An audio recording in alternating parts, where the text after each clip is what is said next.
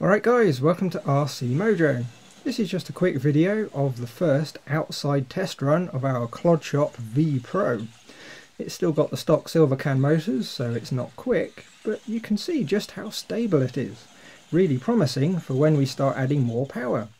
If you want to see the electronics installed, there's a link in the description. Otherwise, thanks for watching.